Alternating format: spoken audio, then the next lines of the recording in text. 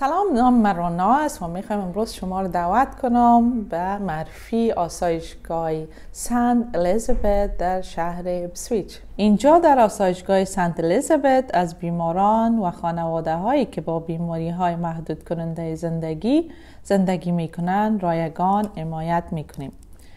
ما از بیماران در خانه هایشان همچنان حمایت میکنیم و در آسایشگاه در اپسویچ که 18 تخت داریم و در بیمارستان بیکلس 6 تخت داریم.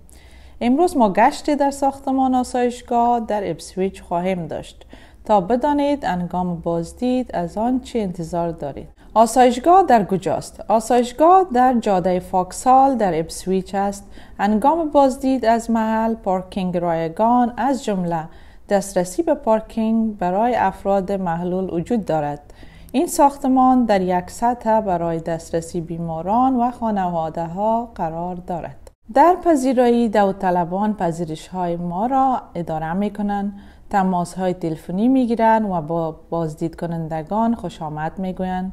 در اینجا می توانید وسیله نقلی خود را وارد کرده و به بخش هدایت شوید. لحظات نهارخوری. این اتاق نهارخوری ما است که با آن لحظه ها می گوییم. لحظه ها برای همه کارکنان، داوطلبان، بیماران و بازدید کنندگان باز است تا با هم استراحت کنند و می توانند صبحانه، نهار و میان وعده ها را در آنجا میل کنند و واحد آن به آسایشگاه برمیگردد. مومنتس یا لحظات از دوشنبه تا جمعه باز می باشد که ساعت 8 صبح تا 3 بعد از ظهر و در اخیر هفته ها از ساعت 10 صبح تا 2 بعد از ظهر باز می باشد. فضای روشن که یک اتاق با فضای خانوادگی برای استراحت، تماشای تلویزیون، خواندن کتاب، بازی کردن، فضای برای بازی کودکان و یا لحظات با هم به عنوان یک خانواده از اینجا استفاده به عمل می آید. و در همسایگی فضای روشن اتاق باستاب هاست.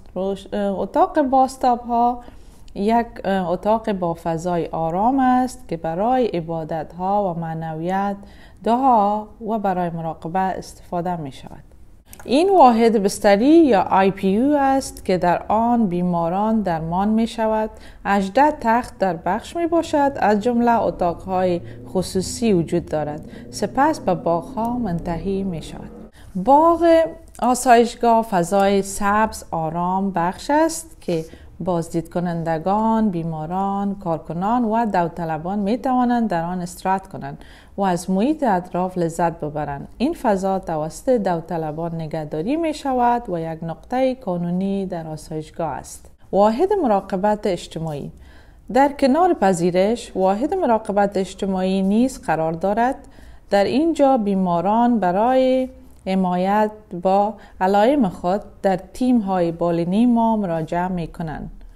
این واحد همچنین فرصت برای یک پارچگی اجتماعی فراهم می کند، جایی که بیماران و عزیزانشان می توانند از یک فنجان چای یا یک میان وعده در کافی ریدلی لذت ببرند.